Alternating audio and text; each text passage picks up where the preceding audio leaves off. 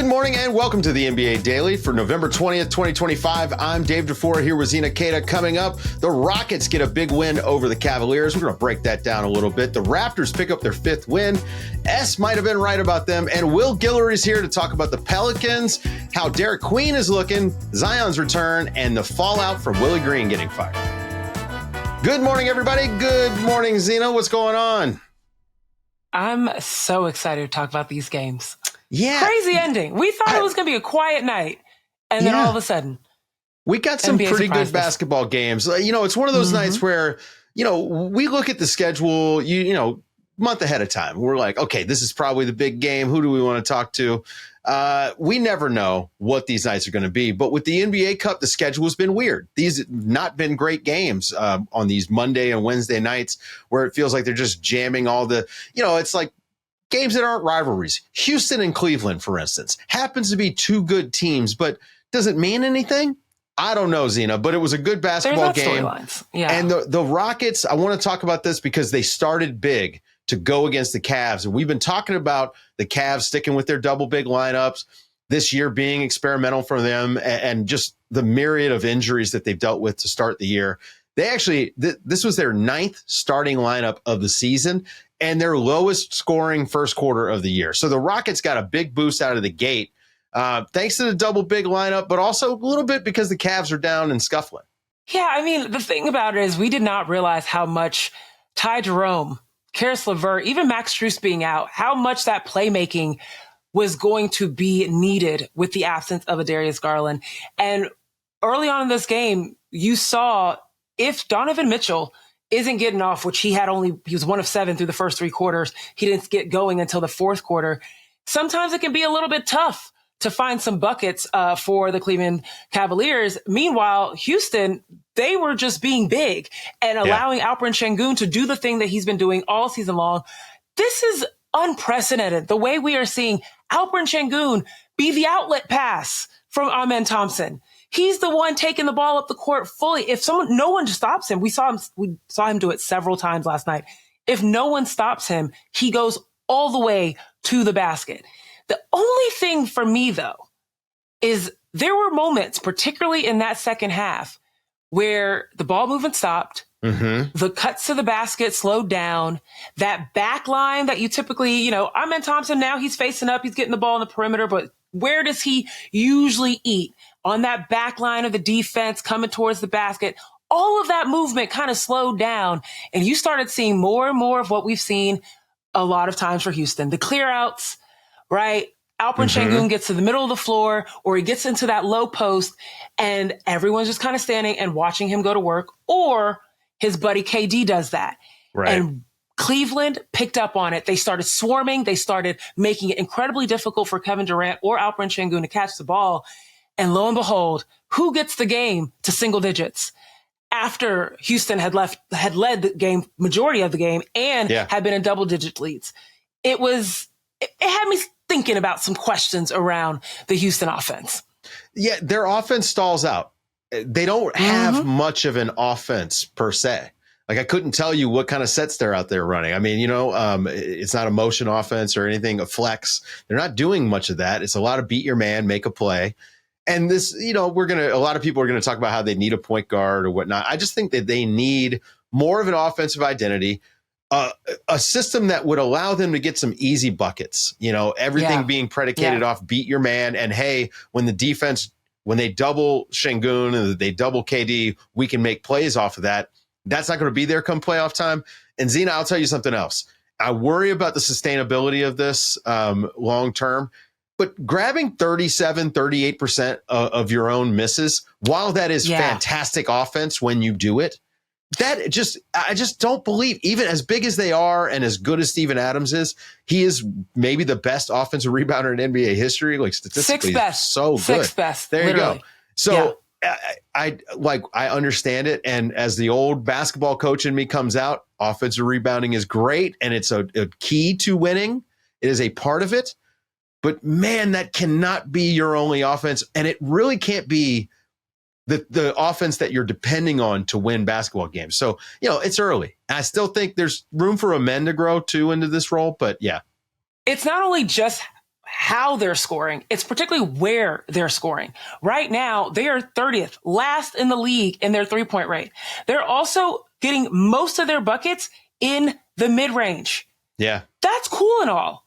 But when you get to a team that knows how to suffocate the middle of the floor, you've got to be able to have some consistent outside shooting to be able to get that spacing back open and to give your players like an Alperen Sengun and a KD space to operate. And it can't all be Reed Shepherd. We saw Aaron Holiday come in at the end of that game against Cleveland. He was their saving grace. He was the only reason that they were able to sustain the run that Donovan Mitchell had in that late in that fourth quarter. But being 30th in the league in your above the break threes, being 30th in the league in your ability to put up points through the 3-point ball, like it's not sustainable, especially when defenses start to pick up on the fact that, oh, you guys can only score inside the arc. Right. Okay. Let's test that. Yep. The Rockets zoned up a lot against Cleveland in that game. I think the Rockets probably should be ready to see a lot of zone as we go forward. The rebounding, though, I don't know what you're going to do if you're the other teams, right? Like they are going to snag so many rebounds. And so maybe it works. I don't know. I hate to be a hater about it because I do love offensive rebounding. Hey, speaking of things I hate to be a hater about, how about S? S, once again, has called a surprise team. The Raptors pick up another win. They beat the Sixers, who have been a great story to start the year. The Raptors are now 10-5. And honestly, like Brandon Ingram, I made fun of, not made fun of, but I questioned the move for Brandon Ingram last year. I still don't necessarily love it, but it has worked out for them. He's been good. And especially I've seen more of him on the defensive end, and it fits because this group defensively can just cause so much chaos, and he gets to fit right in. He had that big block the other night on Kalkbrenner at the rim, the best finisher in the league right now. So, yeah. How about the Raptors? How about those Raptors? I'm loving the fact that they're surprising a lot of folks, right? Last year, it was a write-off. Oh, the Raptors are playing. Don't know if I'm going to tune in.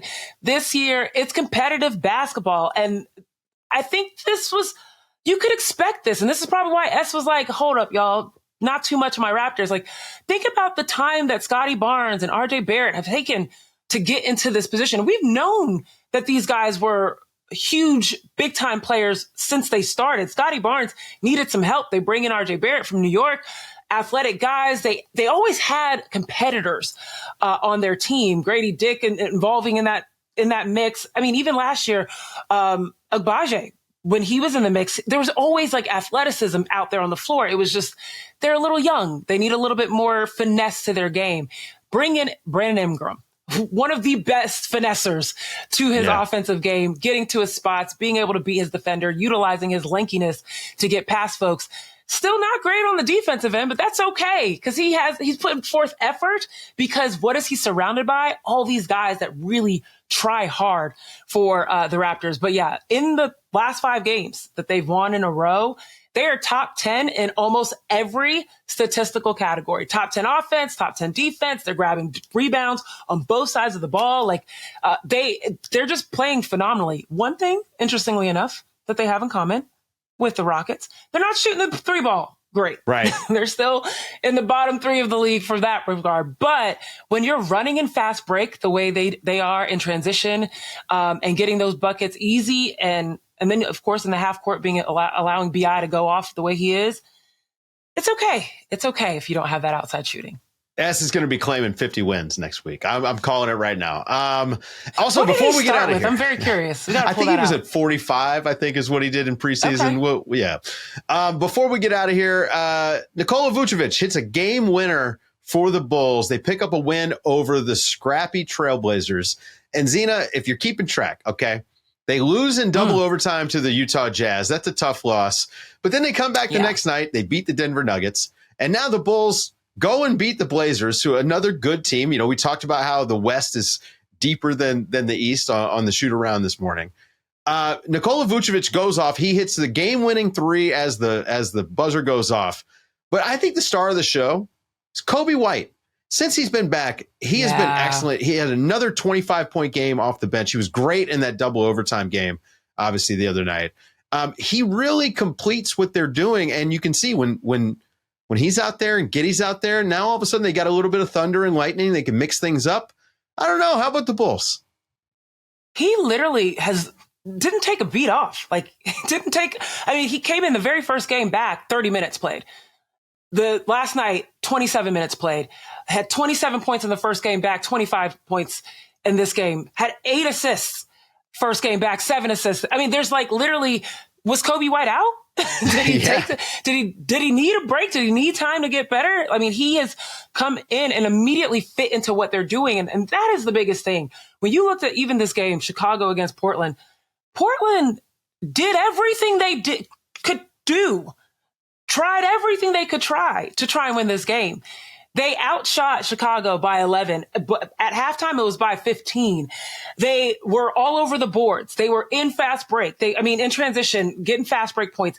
They were putting up as many shots possible, but the offense for Chicago was so efficient. Like, Chicago had 36 assists.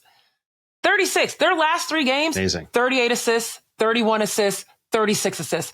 That's wild ball movement. And you're doing that on effective shooting. And that can only happen when your players are taking good quality shots. Coby White came in there and did not disrupt any of that.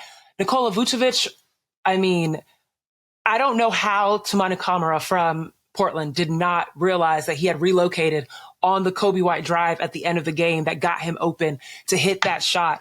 One of the best defenders in the league right now. I know he is killing himself that he overhelped on Coby and left the top scorer last night wide open for that 3. But man, Chicago Bulls, they're doing something, and they are, all you people that love defense, they're the antonym to that. They're like, no, offense wins games. Okay. It wins championships. I don't know, but defense does win you games. Right. They better figure out how to play some defense. Guys, stick around. After the break, we got Will Guillory here to talk about Zion coming back, Derik Queen, and what happened with Willie Green and the Pelicans.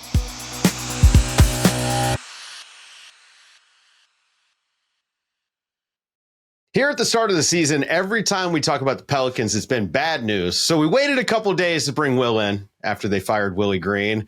We were hoping for maybe a good game out of the Pelicans. They did put up a fight in the loss to the Nuggets, but Zion's back. Here to talk about it, Will Guillory, our man that covers a bunch of teams in the NBA, including the Pelicans.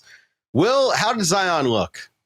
Yeah, I tweeted out before the game, we actually got to watch Zion Williamson play basketball. He put on the uniform.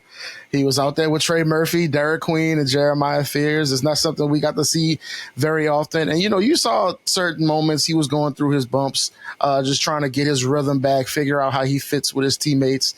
And, whenever he's on the court, he just gets so much attention, so many bodies thrown at him. He was still getting used to that.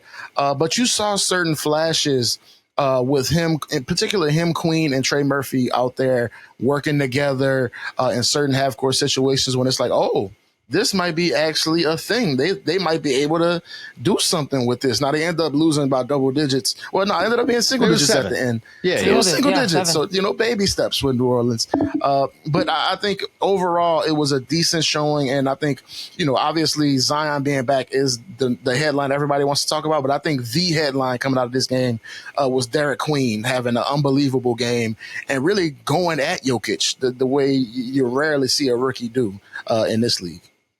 Oh, Derik Queen makes me so happy. I've been advocating for all men to go get, if they have partners, women that want Queen on the back, it's a smart jersey choice to make.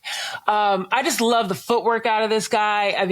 You look at his size, you look at the way that he feels like he should be a back to the basket type of big, but he can size you up. He could take you to the basket. We saw him score 30 points, over 20 points, his average. What is it about Derik Fears? I'm joining the two rookies together. What is it about Derik Queen that really allows him to set himself apart as someone with the body type he has, but the skill set that he also possesses? It was interesting watching him in this game because you don't want to compare anybody to Jokic because he's in a universe by himself. But he has a lot of Jokic kind of tendencies to his game, the way he loves to face the basket. He can find his teammates. He can kill you in the post or facing up.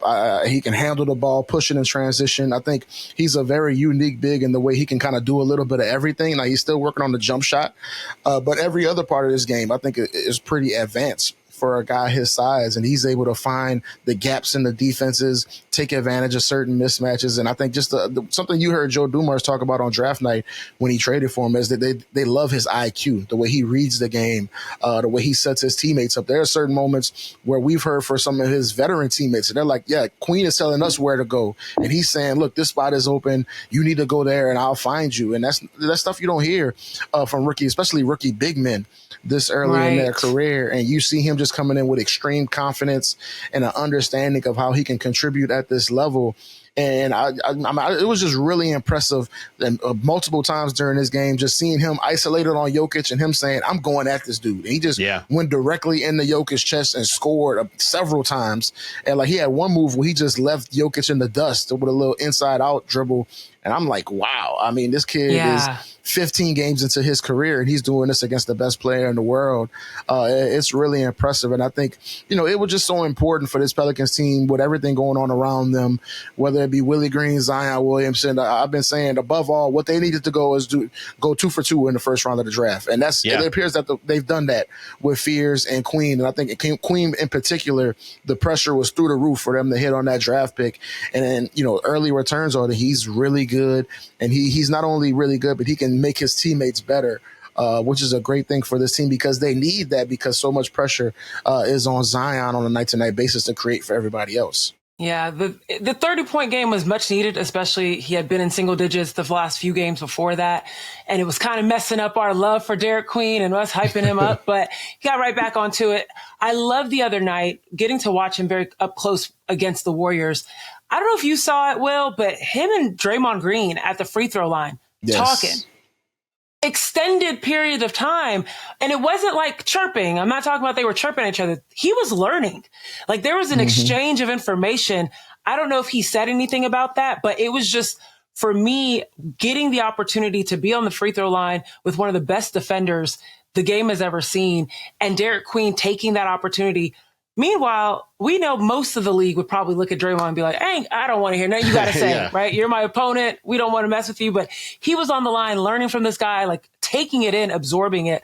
And I thought that was really cool to see. And we've seen similar action out of Jeremiah Fears. Like they both feel like they're sponges, ready to learn, ready to do whatever it is that New Orleans needs. And it is exactly what New Orleans needs right now, especially as they're trying to look towards the future.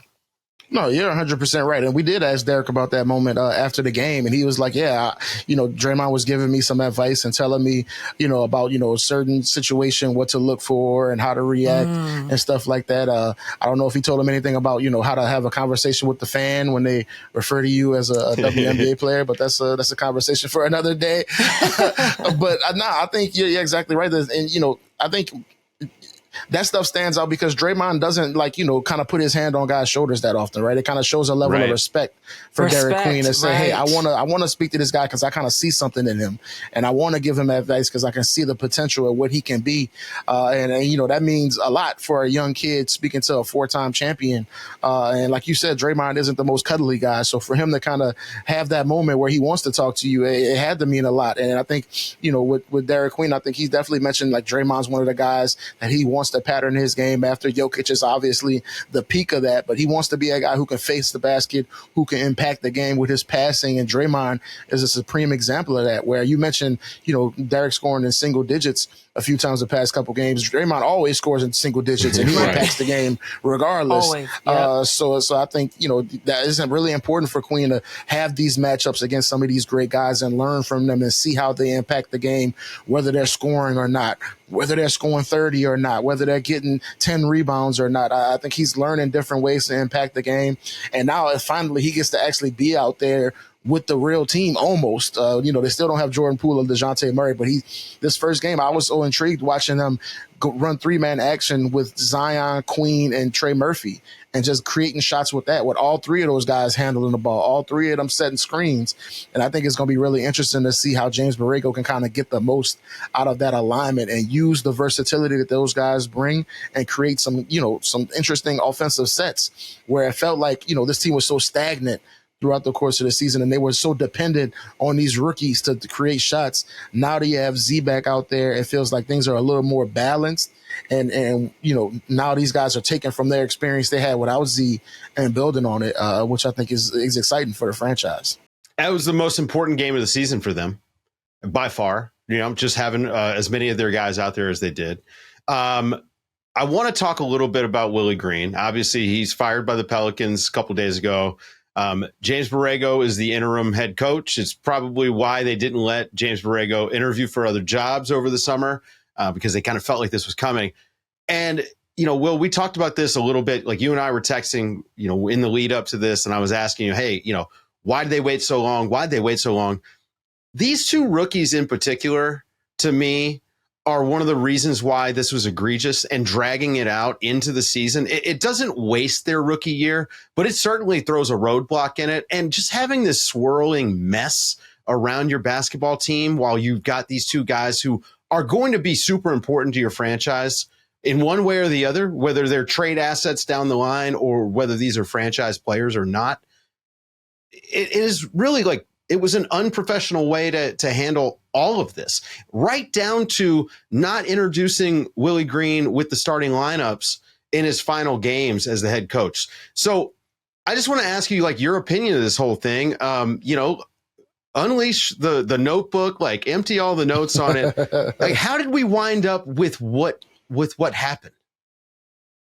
Oh man, like you said, I think it's really a bad look for every level of the franchise. When you go ownership allowing this thing to drag out as long as it has, like you said, I mean, it's been reported by several people. I put it in my last story that David Griffin wanted to fire Willie Green on 2 different occasions last season and was turned down by ownership, was told, no, you can't do that. And once that stuff happens, it's not exactly a big secret, right? That stuff eventually gets out. People start talking about it. The players hear about it. And you guys know, once the players kind of see dead man walking written on the coach's forehead, then your authority in the locker room is gone. It's non-existent. Yep. And then when you start adding on the fact that they're losing all of these games, they're getting blown out. He doesn't have any of his guys available. It made it even worse. It got to the point where, frankly, the entire locker room was kind of just done with Willie. They didn't want to hear anything he had to say. Like I said, there was no authority in his voice and what he was trying to do. You saw, in those first couple games in the season, they were frankly just kind of out there, just going through the motions, getting stomped out by some of these teams. Grayson Allen goes out and drops 40 on them. Just zero effort, zero accountability amongst them. And I think, some of that falls on Willie and his, inability to kind of get that out of those guys, kind of figure it out, find a way to get through to his team. And I think, it certainly falls on the players as well. We can't excuse them and the lack of effort that they play with and their unwillingness to kind of show up on certain nights. Right. Like the basic thing you should do as an NBA player is show up and play together and communicate.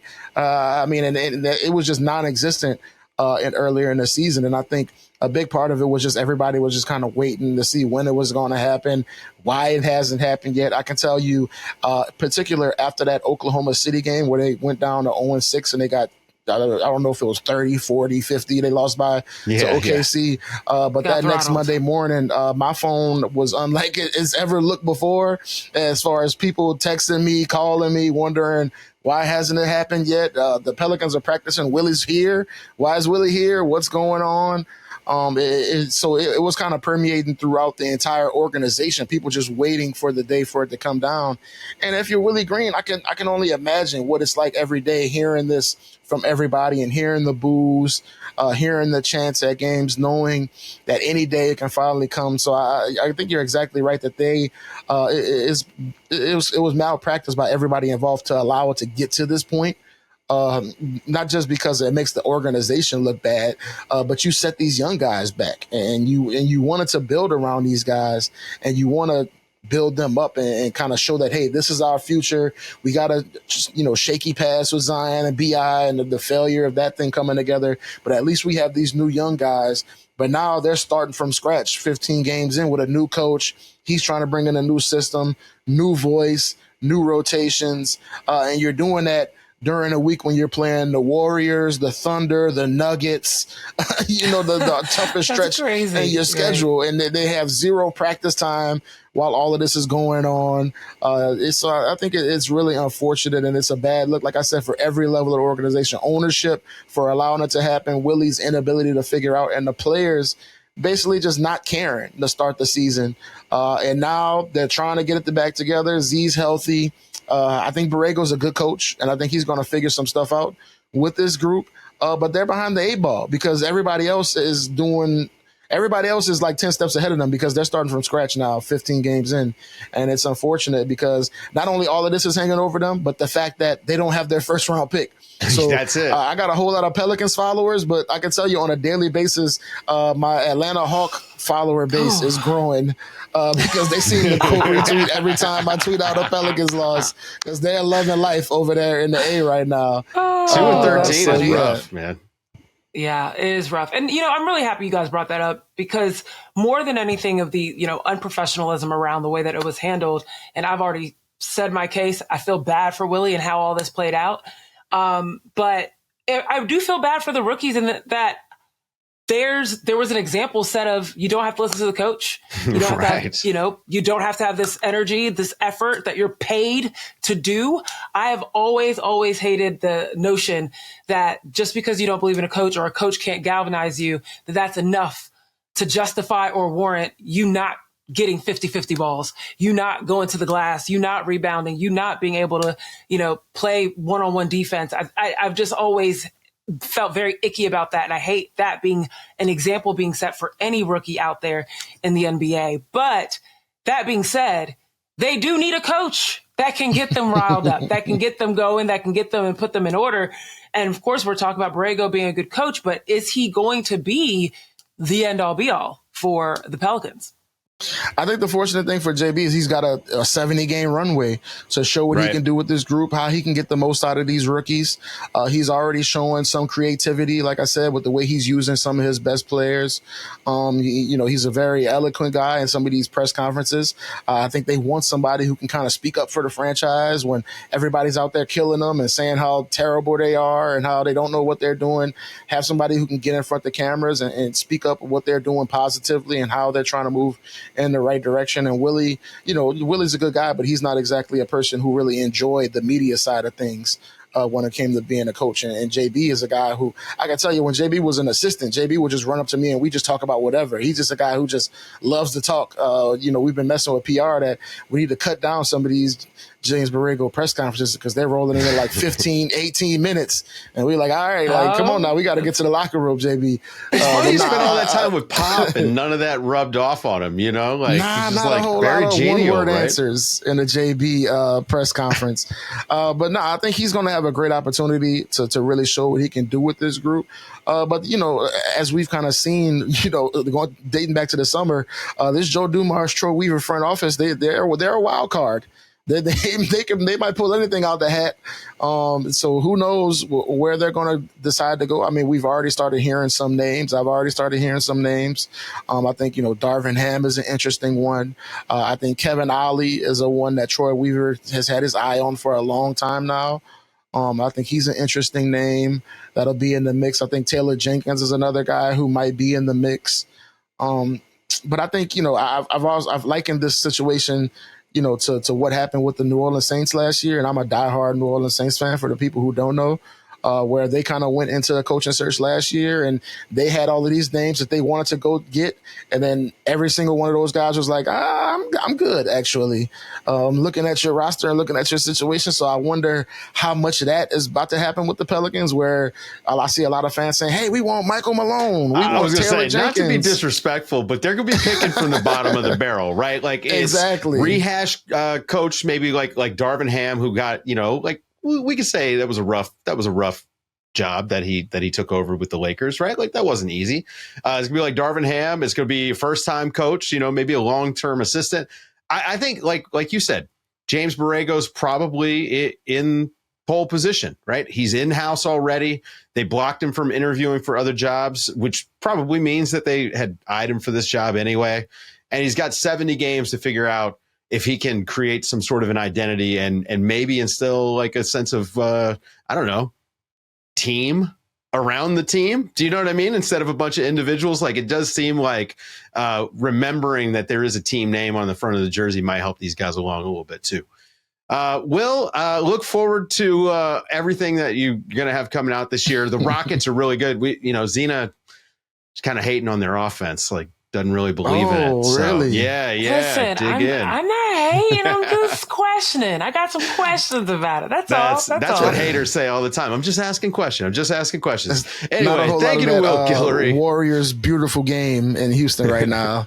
That's it. Let's just be real. Have they seen it themselves consistently? Yeah, not yet. Ask those questions. Yeah. Thank you to Will Guillory for joining us. Thank you to Zena Keita, as always. I'm Dave DuFour, and this has been the NBA Daily. Thanks for waking up with us.